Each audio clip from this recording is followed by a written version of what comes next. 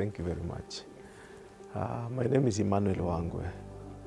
I just have two names. My mother might have given me very many names, but I don't know them. The ones which are known are just two, Emmanuel, and my father is Wangwe, so I use those two. Born in 1975 in a very small village called Sisoache. That village, or that time, we were being born from the banana plantations. So I'm one of the beneficiaries of really African birth. I went to Sisoache Primary School, Ngoze Boys High School. I came to School of Monetary Studies. I also went to School of Credit Management, went to Kenya Methodist University for my first degree. I did my second degree at Jomo Kenyatta University. That is where I am. I got employed in 1999 as an accounts assistant. In 2000, I crossed over and joined Caltex Oil and grew all through from a stocks accountant to director of marketing by the time I was exiting 2012 in various oil companies. So basically I worked as an accounts assistant for about 1 year. Then the rest have been an oil marketer all through. So what I understand most is oil marketing. Actually, upon attaining directorship, you had reached the apex of the sector. And I also went into my private, I was also doing my private business in the oil industry. So I felt it's now good to talk to people rather than work for yourself. So as a result of interaction with very many stakeholders, I actually happened to plunge into into politics. But it came in 2004 when I was posted to commence the branch in DRC as the country manager. When I went to DRC in Kinshasa, where I was based for one year, 6 months, I gained so many French friends. And those friends made me now to start a foundation. Instead of getting money and spending on myself, I looked at where do I come from. So I started a foundation whereby I would now, if a friend could give me anything which is not my salary, I used to put it in the foundation. And went back home, used that to educate a few boys from the village.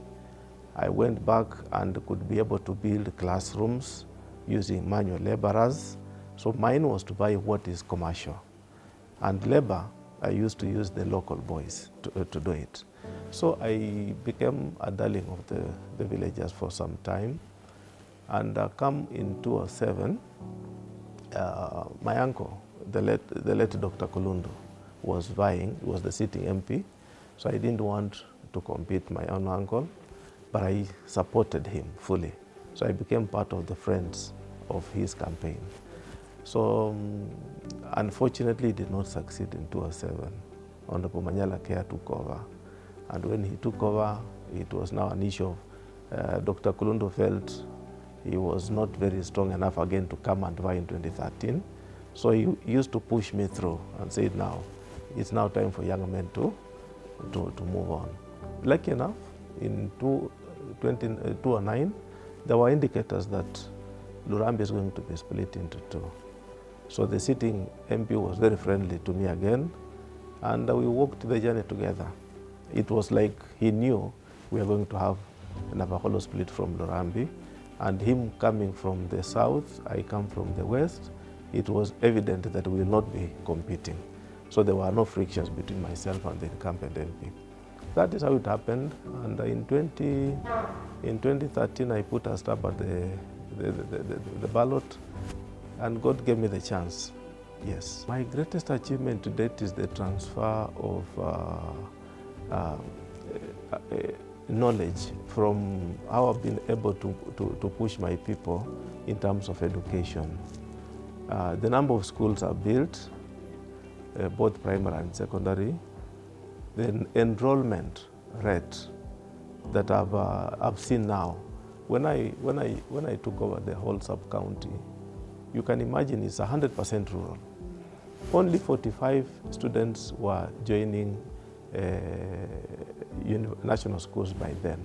45 in the entire sub-county were able to join university then. Today, I'm doing about 720 students to university. Then, when I took over, we had 22 secondary schools. Today, I'm proud to have 33 secondary schools. When I took over, we had 68 primary schools. Now we have 83 primary schools. They shift. And when you also look at the modernization of the infrastructure, it's so amazing. All the old schools, I'm bringing them down and getting new schools done, both primary and secondary. So the transformation that I've seen in my constituency in terms of academics is very well. I would feel happy to stand tall and say, show the world, and the world will accept that I've moved one step to the right direction. Number two, when I took over, we did not have any tertiary institution in my place. Through my time of 10 years, we now have the medical college, well built, it's up and running. We have the technical college, it's well built, well set, is up and running. We have been able to liaise with the university like Masinde Muliro University. It's really collaborating well with us in terms of absorption of my students from my constituency, whom we can even write a letterhead and allow my students to attend classes. When we get funds from CDF, we pay. That is how close now I'm able to work with the university. So at least I'm a bridge between the poor and the haves, so that those who don't have resources are also able to acquire education. Number two, what I can proudly talk of is the infrastructure. I'm proud to have been in Jubilee government in 2013 to 2017, and the Jubilee government gave me a crossroad. They gave me a 45-kilometer road from Kakamega through my constituency to Bungoma, and they crossed it again with a road from Ivokolo to Mumias to Mala through my constituency, making the road crossover, all in tarmac. That is very amazing. Look at the constituency being very rural, but you are able to turn it in terms of the road network. That is the best thing you can do to your people. Three, when I came into leadership in 2013, there were no administrative units. I have created from the scratch with formation of the district commissioner, the current DCC. I am the one who initiated it. I only got the DO1, who was also domiciled in Lurambi, not in my place. I built the infrastructure for ACCs. I built infrastructure for the DCC using CDF resources until last financial year, when now the Ministry of Interior has officially given me money to put up one-stop building for the entire sub-county, which is going to host all the Ngao offices in the sub-county. So I feel we have fully administrative unit in terms of the DCC, in terms of the division of the police. We now have the OSPD, we have the OCSS, not one, there are two, and the entire system of governance is now complete. So I feel I've gotten Avokolo from where it was to a better level in terms of administration. And finally, what I would be proud of is interaction with the youth. The youth are now free. We are able to talk and liaise with the youth at all spectrum. The government has given me this Wi-Fi facilities called what? Through the Ajira. Yeah, it is. I've installed it at a cost of 1.6 million. I'm free. All the youth can now come to my CDF office, access free Wi-Fi, 2.5 kilometer radius. Yes. So you can imagine how good it is. When the youth don't have money in their phones, they just walk to my office, they sit outside, they can access Wi-Fi. There is no issue of visa to get access to the world. And things are better now. If they come, they sit anywhere. My CDF compound is on vast land because Nabaholo is rural, land is available. So they come and sit anywhere, even on the rocks, on the benches, everywhere, so as long as they can be able to browse the internet. Yes. Yeah, there is a culture shock, because when you are campaigning for the first time, you think you are the only one. But when we get to this house, is when you know what position are you. This is a house of men, meaning men, not just a man and a lady, meaning people of substance. Yes. Ladies are full men here. They also challenge you. So when you come in this house, whereas you think you are the best, you only come and find that all the best have been collected and put into this house. That was a shock, because it is challenging. I had been a full director of marketing at the top. When I came in the first instance, I expected to join the Committee on Energy and even head the Committee on Energy, because very few people, very few leaders in this house understand issues of petroleum and how petroleum works. That was my expertise. Unfortunately, when I approached and wanted to be a member, leave alone being a chair, to be a member on energy, I was told, no, it's not your choice. Wait, you'll be allocated. So that is a shock that came by my way. And I have lived with it, because it's provided for in the standing orders that the chief whip will allocate you where to go. Number two, the relationship between this house and the executive. I expected a lot of respect for members when you approach executive, to an extent that you can even order what is supposed to be done. That is not the situation. When you come here, it's a bit different, that it is not your power in this house, but it's your humility to the executive that will earn you what you want. It is not your authority to executive. So you have no authority. Whereas it could be in that this house exercises authority, but you cannot go to an executive office with the same authority. That is the opposite. So I found it that it's important. Those who would want to come here, let them come in, learn the culture of this house, and also see how they can interact with the three arms of the other two, the judiciary and executive.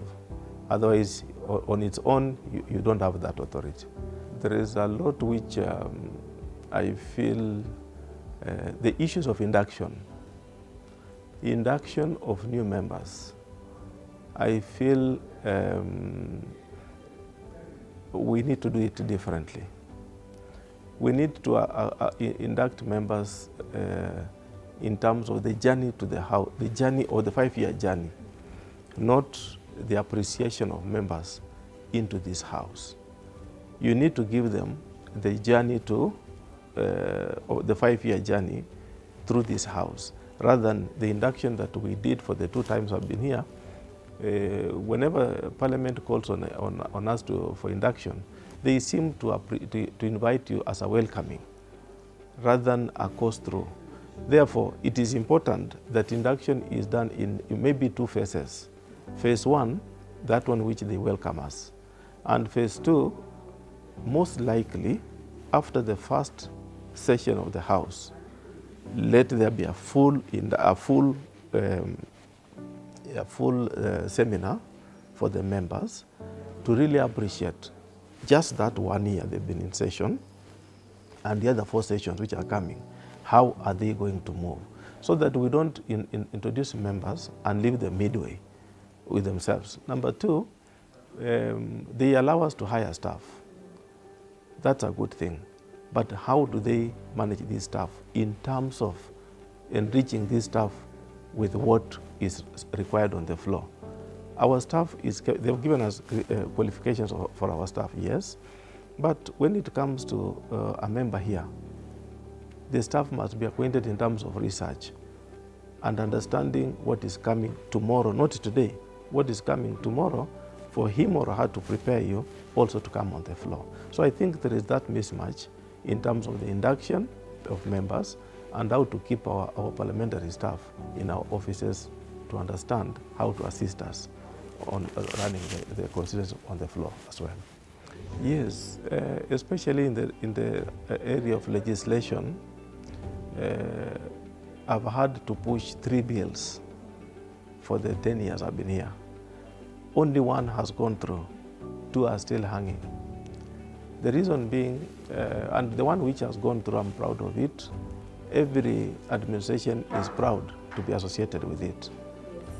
The bill that touches on free primary education in terms of KCP and KCSE, how it responds in terms of assisting the Kenyan populace. That's my bill. The Jubilee administration took over the same bill, made free primary education. I've pushed partially free secondary education. Yesterday, we were releasing the Azimio manifesto. The Right Honorable Raila Odinga has taken it up completely and says it is not just free primary education and what is happening in secondary education, but he wants to make it as free primary, secondary to university. Completely, he is effecting Article 43 of the Constitution, so that you get education as you are required as a Kenyan. So I feel that what I saw in 2014 is coming to be actualized in 2022. Meaning any law you make today, make a law for posterity. Don't make law for today alone. Make law for posterity.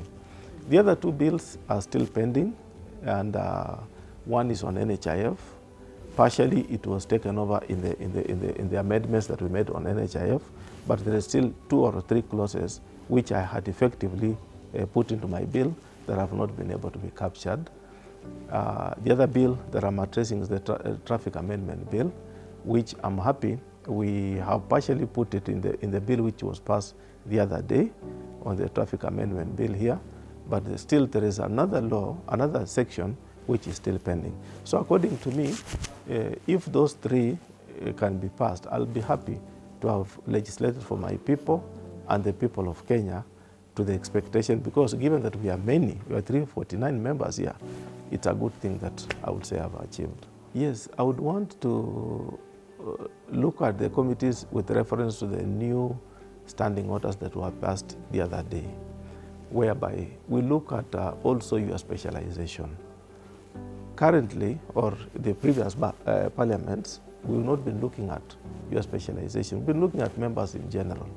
But what is the practice here? When we come on the floor today, issues of medical health, we look at the former PS, Professor Nyikal. He looks at them and dissects them. We look at Dr.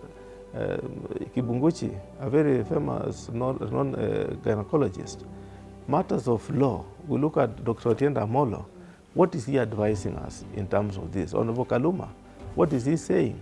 He drives us to follow suit. Matters of economy, I come in and other stakeholders come in. Now, the current standing orders were not really clear on that, but I'm happy some special committees like powers and privileges committees have been explicitly put to. You have to consider, there are criteria to consider before you nominate members to that committee. That is a good thing, and I feel it should not just work on a few committees, it should work across, so that people who are coming from various sectors with some expertise in it, why can't we use that experience to also enrich our bills on the floor and debates on the floor, because they are debating out of experience. I want to state this. When the issue came in of petroleum here, the issue of prices, and Honorable Gladys Wanga had rose on as the chair of finance, moved a motion on her own volition as a committee chair, touching on the issues of petroleum and spike in prices. Those are key issues which I understand at my fingertips. Now the issue is, at what level will I come in to share the experience I have, because I have been there. Myself and Honorable Ali Mbogo were employed on one day. He joined refinery, I joined Caltex. We met at the terminals. Those are, you cannot rule out the expertise Honorable Ali Mbogo has, having been a refinery programmer for almost 80 years. I cannot rule out that experience. So when we are trying to debate issues of petroleum, where do you leave him? Who else can enrich you more than him? When you look at the CEO of Petroleum Ministry of East Africa, Madam Manyara, those are people whom we've interacted one-on-one. We've released magazines together. Where do you leave our expertise in the sector? So we need to look at committees from that angle, so that at least we put somebody with experience in this, in another one, then we formulate ourselves forward. First, the experience about the position I hold, I would want to say it has been very challenging. I came into the office at a time when the country had this parliament has two sides, the majority and minority. I came over into the leadership of the majority side. Unfortunately, the majority was divided into two. Silently, there was the Tanga and the Kieleweke side. I am supposed to whip both sides, whereby one side is not seeing each other. We are all entering this house, but when we leave at the door, each one of us goes his side. It has been very difficult. It took a lot of humility, a lot of personal intervention, so that we bring this house to order. Otherwise, for me, I would feel if I was a radical leader, then unfortunately, it would not have worked. Most likely, it would not have worked because the resistance in the majority party was too much. Two, the handshake really assisted us in terms of managing this house. I can't really talk of it alone. I must share the joy with my colleagues on the minority side. Honorable Bombadi came in handy. Honorable Junet, as my counterpart, came in very handy. Honorable Mbui was very supportive. And it must go a long way that the handshake brought harmony into this house. And at times when there was issues of looking at, we wanted to measure the strength, we would overpower Tanga because we could be able to join hands. My own boss, the leader of majority, was very capable to come in handy and understand at what level do we intervene and how do we intervene. Our personal engagement between myself and the leader of majority really supported the cause to be possible to run this house. Otherwise, this is one of the rare moments when a house would not be able to run because one family into two lots, it was difficult. Two, the issue of the role that I would want to state that we play, this is a role that is written up. We all know the functions of the whip. Basically, a whip is I represent the party in this house. I talk on behalf of my party in this house. So the party view is what I employ. And remember, our party is what has formed the government. Therefore, my view, my direction is as good as the government direction, but on the party side, because the executive comes through the office of the leader of majority. So for me, my role has been a bit easy when it comes to nomination of members to the various committees, enforcement of the discipline, members who could not toe the line, I wouldn't hesitate to send them away. If they abide by it, well and good. If they don't abide by what we want, I was able to put them to where they belong so that we allow the law to work on the floor of the House. So mine has been very clear. I have nominated members to the various committees. I have supported the Speaker in terms of making sure quorum is achieved. I have been able to support the leader of majority in all his motions so that when he is pushing the motions, I'm also able to read the mood because we see the mood. The leader of majority is facing the minority. He has a role to play on the floor. He cannot again be reading the mood. It's my duty to read the mood of the House so that if at all the motion the leader of majority is pushing is likely to fall, then it's my duty to signal him to invoke the right standing orders and we pull down the motion. There were some two motions which the opposition, the Tanga team wanted to hit us below the belt. Lucky enough, I was able to read faster than that and we pulled them down. So they kept on moving out and coming back. So those are tactics which it's the whip that has to activate those tactics so that we are able to work in sync between myself and the leader of majority to drive what happens on the floor of the House. Why me? I would say leaders, owners of Owners of any organization understand their supporters, whereby an owner means our party leader, Honorable Uhuru Kenyatta. He knows who his supporters are.